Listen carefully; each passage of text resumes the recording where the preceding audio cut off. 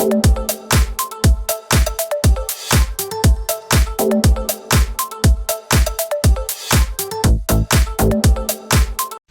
everyone, welcome back to Wimpy Studio. Today I'm here for the 7th episode of Wimpy Studio News and Reviews. Today I'm going to be covering the final 3 episodes of Andor Season 2, the season finale of When Hope Calls Season 2, and then 2 first looks. First look for Ironheart and for Superman, both coming out this summer, and then also talking a little bit about former President Joe Biden's cancer diagnosis. Okay, so Andor, this is the end of the show. And it was bittersweet, but I wasn't in tears by the end of it. I don't really think that was the point, because it's not a goodbye to these characters. I mean, for some of them it is, considering they're not in Rogue One. But, the story continues into Rogue One. So while it is a little bit bittersweet, I think a lot of the more beloved characters, for the most part, either died in this episode. I think that's part of where the bittersweetness came from. But the way it ended, there was no deaths in the finale itself. So I think the finale was pretty tame overall. Now, episode 10, I was not expecting Luthen to die in. I thought he would die in either episode 11 or 12. And I thought him and Clea were both going to go down. But with Luthen, the way they handled it was pretty shocking. I was not expecting him to just stab himself in front of Daedra. And then, of course, Daedra getting arrested, I was not expecting either. Now, I knew that Daedra would not have a happy ending. I mean, that much was pretty obvious based on her whole arc this show, but especially this season. I was not expecting things to go the way they did with her character. Again, I knew Luthen was going to die, but I was not expecting him to kill Jung and that be the catalyst for this whole thing. I mean, the episode 10 was a lot of drama right off the top. And what's interesting is that ever since episode 7 or 8, I mean, really 8 with the Gorman Massacre, they've really just been going really fast through these plots. And, they say a year has passed every 3 episodes, but it really doesn't feel like it with how fast things are going. Oh my gosh, how could a year have passed between, Bix leaving, and then it picks back up with Luthen and Jung and Clea. It's I don't know, it just feels kind of weird. I don't know if, I get they had a lot of time to go through to get between season 1 of Andor and then Rogue One, but I almost feel like they could have handled the timeline differently, because I do feel like 3 episodes and then a year gap is a bit much in my opinion. So basically, we find out that this whole thing is Galen Erso, who's in Rogue One. And we find out that he is building a super weapon, and there's this energy independence plan that is kind of masking this whole operation. That Daedra actually accidentally got information sent to her, but she didn't delete it, and she was in the know of all this, so that's how she gets arrested. And I think the way all of this went down was very interesting. Now, and this leads, of course, directly into Rogue One, this story. So the Galen Erso name really, popped up throughout these last few episodes. Really, this arc, especially the last 2 episodes, really just set up Rogue One very well. Episode 10, I would say, was less so. I mean, episode 10 was mostly a Luthen and Clea episode, which I think was much needed, because I think Clea is an interesting character. I mean, I had a hard time understanding her because I felt like her plot was so separate, with her just going and doing stuff with the comms and on her own side missions, that I just never really understood the purpose of, really. I mean, I like the connection between her and Luthen, but I mean, I think the flashbacks really helped us understand her. And by the end of these 3 episodes, I found myself really enjoying Clea as a character and understanding her more. Almost where I wish we had gotten these flashbacks earlier on, instead of just, episode 10, when Luthen died. It felt like a bit too late, but I think it was fine. I think it made us understand her motivations more, kind of why she is the way that she is, and then it led to the ultimate moment where she takes him off as life support at the end. A very touching moment, and a sad moment too. This episode, the end of it was definitely the heart, for a finale. Usually every finale of a show has that moment where you break down. I wouldn't say this was a breakdown moment, but I would say it was the closest you would get to that, because Luthen is very much more of a wild card character, but he had such a big plot and purpose in the show. Without him, a lot of this plot wouldn't have happened, because he's been that significant, integrated into the plot. So you definitely felt something at the end of episode 10, like more than you usually do for this show. I mean, I think the first half of the season didn't have me feeling a lot of feelings, but especially the second half, starting with the massacre and everything since then, really had me feeling these things, and it was really well done. I like the way that they connected Clea back to Luthen, and then we got Melshi and K2SO, the droid. I thought he was awesome. I wish we had gotten more with him, but of course we get more of him in Rogue One. But yeah, it's such a little awesome trio. I like getting to see Melshi again. I'm glad he got back into the mix. K2SO is hilarious as always. So I like them going to save Clea. That was great. And them saving Clea, and I really thought Clea was done. So, like, not gonna lie, I just thought she wasn't gonna make it out of this. It just, to me, she would, like, from, no, I don't know. I wasn't too invested in her character at the start of the season, but as the season went on, and especially in the last arc, I thought they were both going to go down, and I thought she was going to be the finale death, and that was going to kind of get her and Luthen their happy endings together. But no. She kind of went through a little bit of like some trauma in the finale after getting saved, and they go back to Yavin. And she starts to process Luthen and everything, and she's trying to figure out, where do I belong? Like, what's my purpose now? Because Luthen was everything to her.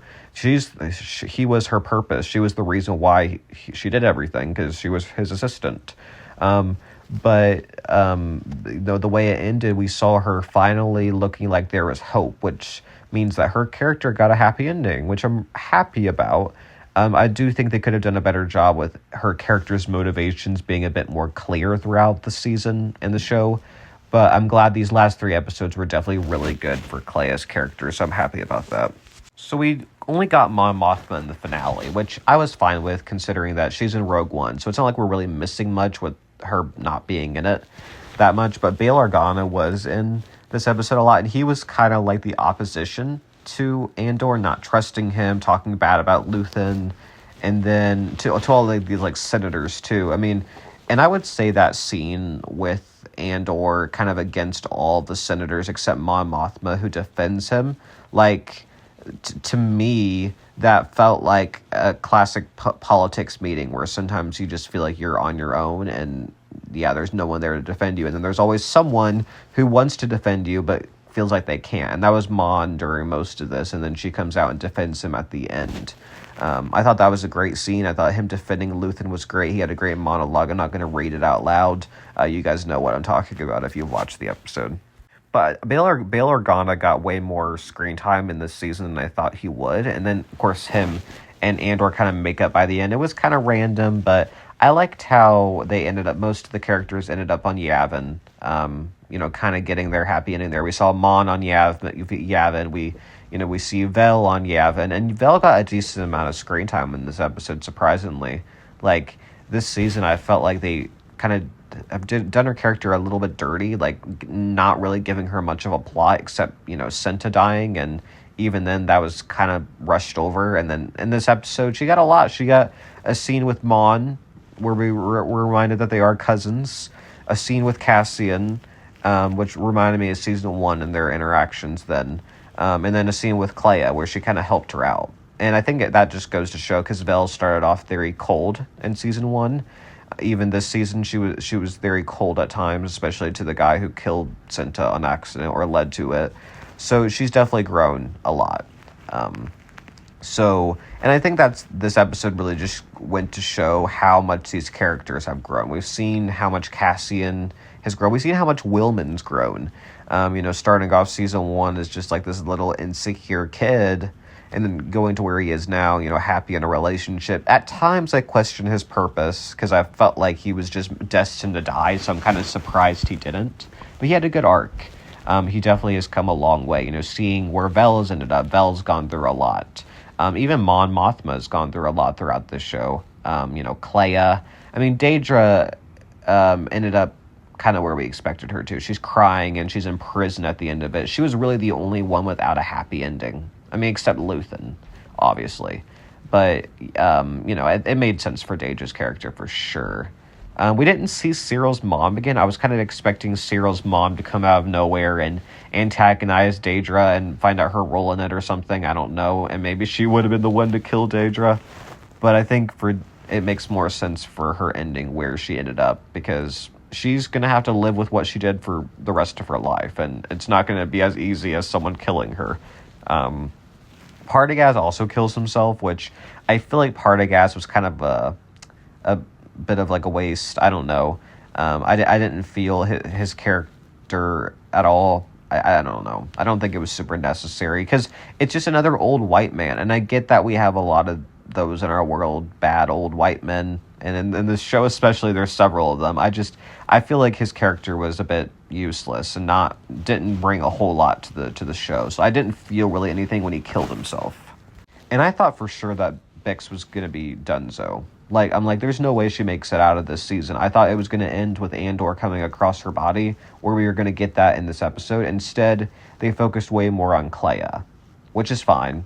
It's almost like they were trying to distract us from the Bix of it all. And for a second there, I'm like, wait a minute, are they going to set up Cassian and Clea? But I'm like, no, they would never do that in a million years. Clea's not in Rogue One. That this is the end of her character. She ended up happy with starting to see the light after, her whole Luthen grief.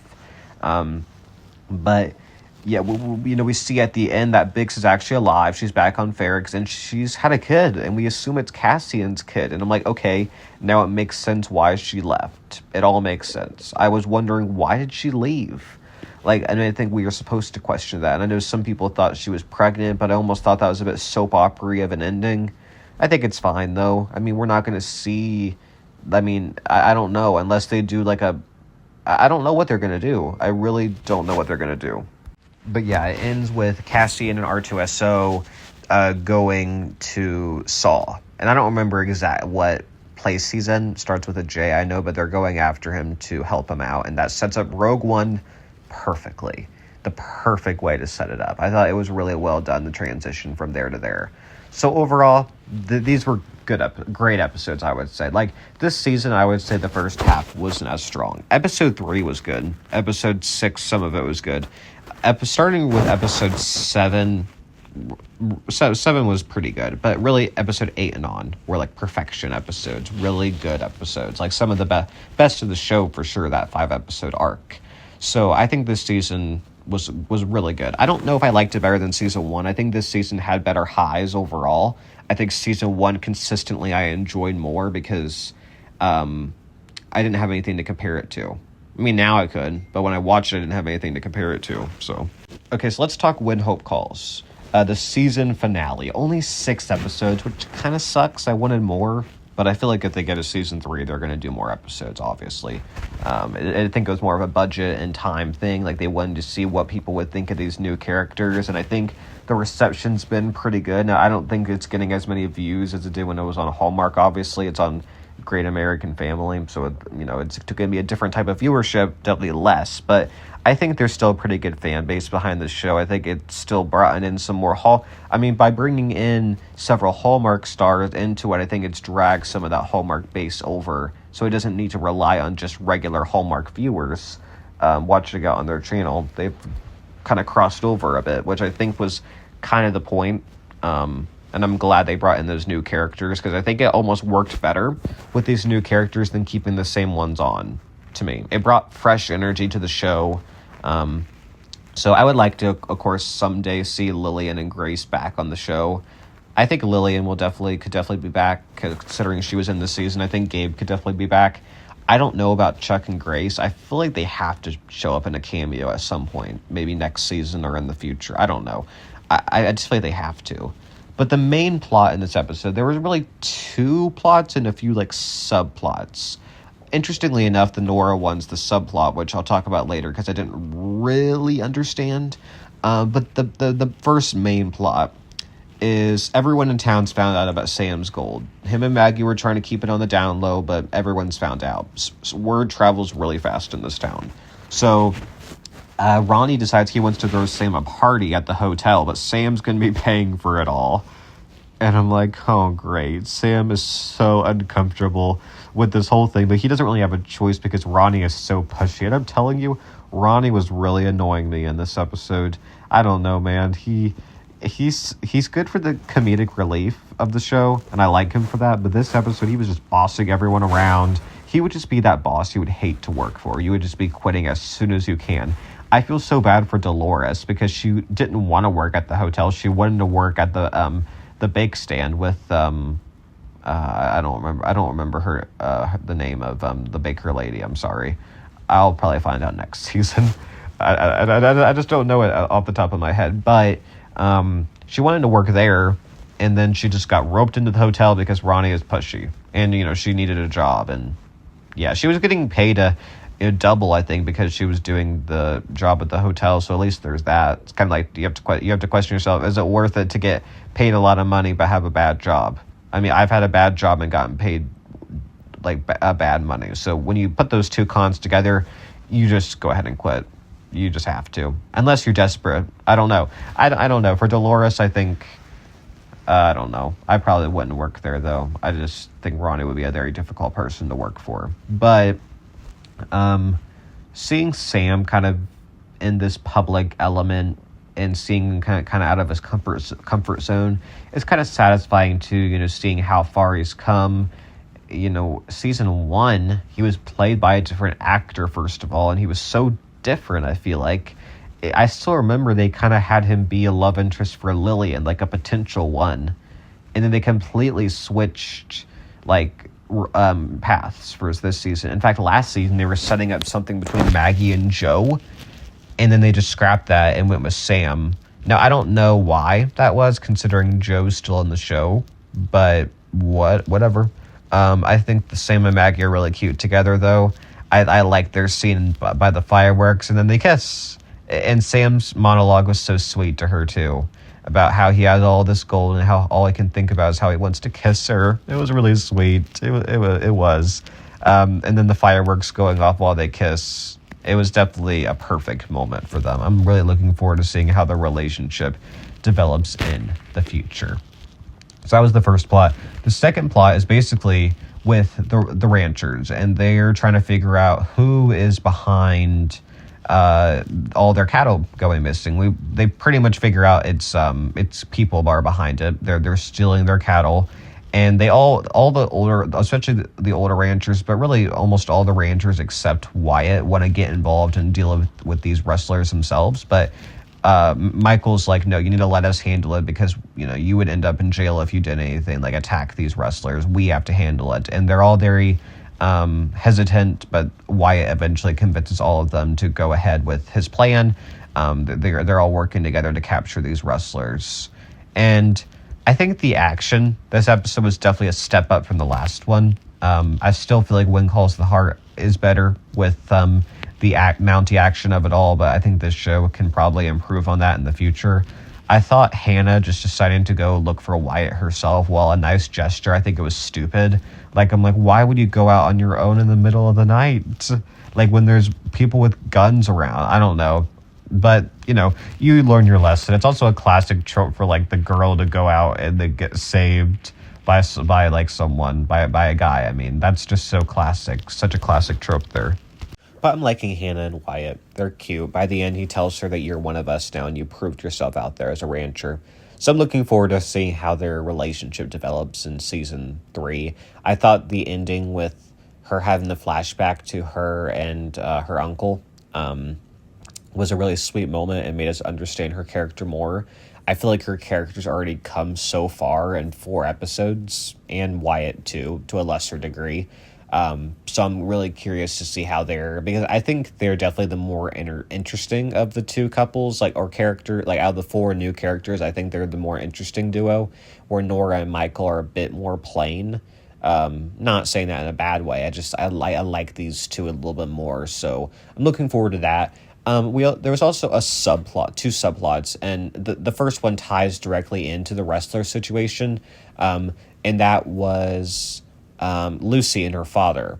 Now, we heard Lucy had some issues with her father about how her brother's getting the ranch, and that's why she decided to start working for Tess, because there was some resentment there that her father didn't treat her seriously. He favored her brother. We find out that she her mom bailed when she was young, so her father had to raise the two of them, and she just simply didn't get the attention she deserved. They kind of patched things up this episode. Now, I feel like they're maybe kind of setting up for Lucy to have a bigger role in season 3, and I still feel like last episode they're kind of hinting at a love triangle between Lucy, Wyatt, and Hannah. Now, should they do that? I don't know. I think they could probably do a love triangle in this show and handle it pretty well. So I'm curious to see what that will entail for next season. But the plot I didn't really get, and I didn't think was super necessary, is that one of Nora's old friends comes, and she was her assistant in California, but her assistant's name is Zoe, and she's coming to bring her old case file so she can start her work in Brookfield. We find out that her boss, Nora's boss, was apparently bribing a judge to roll in the favor of them.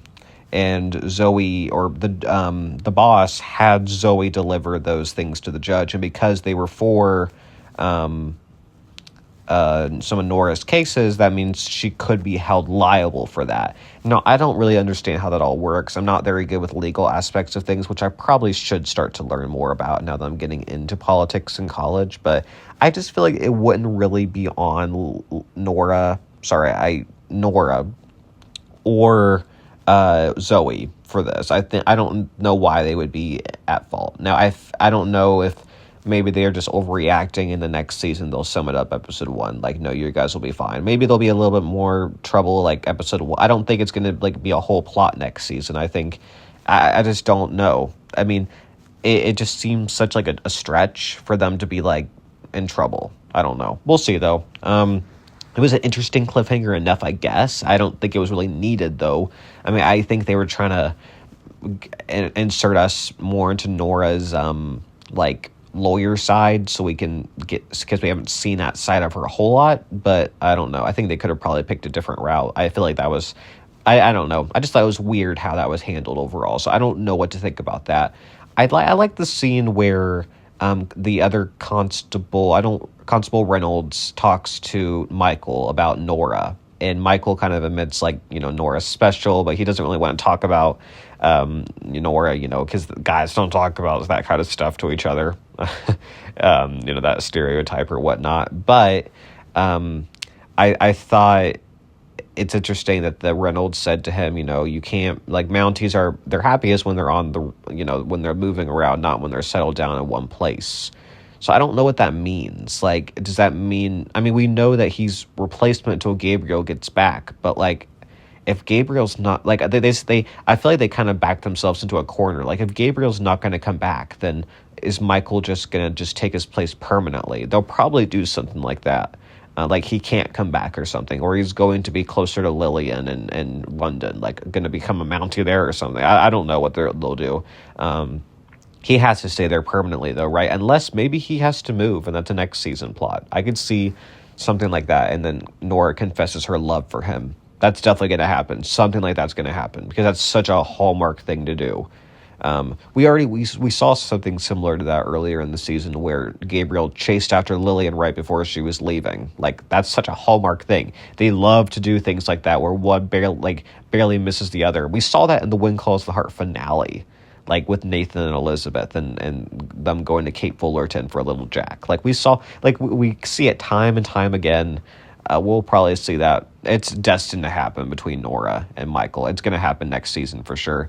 I thought him wanting to protect her kind of by staying out on her porch was really sweet. She was so caught off guard by Zoe's confession that she couldn't really appreciate it. I think she'll talk to Michael about it right away next season. They'll get this whole plot figured out. But the cliffhanger, though, Tess is back. Was not expecting her to be back, but she's back. I don't really know where she was. She was dealing with ranch stuff. I don't know, but she's back, and someone shows up at her door with a gun. We find out that it's Huntsman, the guy from 2 episodes ago, the one that Tess had bad history with her husband. He's back. We find out that he was the one leading the wrestlers and he got shot in the shoulder, but somehow he escaped. He got shot by Michael, I think, or maybe it was a different constable. But somehow he escaped, which I don't know how he managed to do that.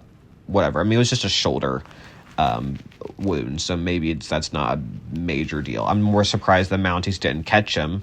But, yeah, he pulls a gun out on Tess, and that's how it ends. Like, I don't know. I feel like if they really wanted a cliffhanger, he should have just shot her. I know that's messed up for me to say. I just feel like, why did you set that whole thing up just for it to end like that? I mean, it's not like Hallmark hasn't done stuff like that. Lucas got shot at the end of season 10. Of course, we didn't see it then. We found out about it early season 11. Maybe they'll do something similar where we'll find out she did get shot there. I don't know. Or maybe, I don't know. I'm curious because they tend to do in Hallmark, they tend to time jump a lot. Like each season of When Calls the Heart starts anew. I don't know that this season, with the way they ended it, I don't think these are cliffhangers that can just jump ahead. I think they kind of have to resolve the Zoe and Nora plot, and they kind of have to resolve the Tess plot. Those are things they need to do. I don't see how they'll do it any other way. So, but that's all I have about When Hope Calls. It was overall a great season. I'm glad that the show's back, and I'm hopeful for a season 3 in the future. Okay, so the first trailer came out for Ironheart. First of all, this came out way too late. Like, they clearly put it together really quick. They kind of forgot about it because the show comes out in like a month, like June 24th, I think. And they're releasing 3 episodes. I'm like, okay, you guys clearly do not actually want to release this show. You're just doing it. I mean, I wouldn't be surprised if they change it to all episodes at once at this point. Like, they clearly are just trying to get it over with. They're doing the bare minimum when it comes to marketing it. But this show focuses on Riri Williams. It takes place after Black Panther 2. The synopsis says, following the events of the film Black Panther 2, MIT student Riri Williams returns home to Chicago, where she becomes entangled with the enigmatic Parker Robbins, aka the Hood, discovering secrets that pit technology against magic and setting her on a path of danger and adventure. So, I watched the trailer, and I didn't hate it. I didn't love it either. You know what it really reminded me of was She-Hulk. And She-Hulk was a bit more comedic, I think, and just kind of dumb. But, like, that show wasn't necessary. And it was, She-Hulk. This show is, about a woman, too, and Ironheart. So not Iron Man, but Ironheart. It's just one of those shows I simply don't think is necessary. I don't... And I think that's the polite way to criticize this show, because people are out there criticizing her because she's black and, all of that. And I'm like, but like, I don't know. And people also criticize, what was it, like the music that they chose, because it was like the rap music. I don't know. I think that was a bit of a stretch, but literally the trailer has more dislikes than likes. So, it's concerning because people are just not looking forward to this. And granted, I'm not really either. Now, I'll probably watch it. I mean, 3 episodes on the first day, or first week, is a bit much. Like, I don't know. Maybe they're doing that because they want people to see, okay, watch these first 3, stay tuned for the next 3 in the subsequent weeks if you like it. I don't know. I think people are going to watch. It's one of those where people are going to watch, like, 10 minutes of the first episode and be done. Like, unless they really surprise us and it's good. I don't have an issue with the actress. I think she'll do a good job. I think there's potential. It's just not necessary. There's been good Marvel shows like Loki, and even WandaVision was good. Hawkeye was good. There were several good Marvel shows, and this is just simply one I just don't think is necessary. I'm sorry. I don't think I'm speaking to a majority though. So I think it's fine. So overall, not really looking forward to Ironheart. They released a trailer for James Gunn's Superman. And, I'm not going to lie, I think this will be good. I question, do they really need to make another Superman? I don't know. I feel like that formula is so overdone with some of these characters, just repeating the movies and everything. It says the film explores Clark Kent / aka Superman's journey to reconcile his Kryptonian heritage with his adoptive human family in Smallville, Kansas.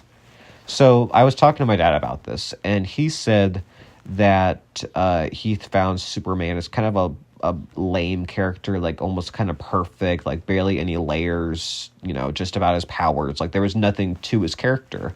Didn't really show a whole lot of emotions. Like he liked Batman a lot more. He thought Batman actually had like an interesting arc, which from what I've seen, I agree with. I think Batman's definitely a more interesting character than Superman.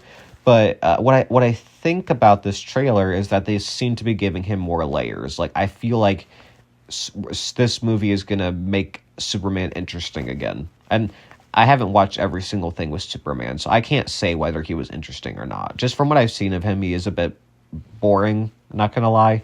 So I think that he's gonna be redeemed in this movie. I think David Corenswet plays him. I like him in this trailer. I think he's gonna be a good Superman. I like how he goes into that Clark voice in the interview with Lois. I thought that was like a really nice touch.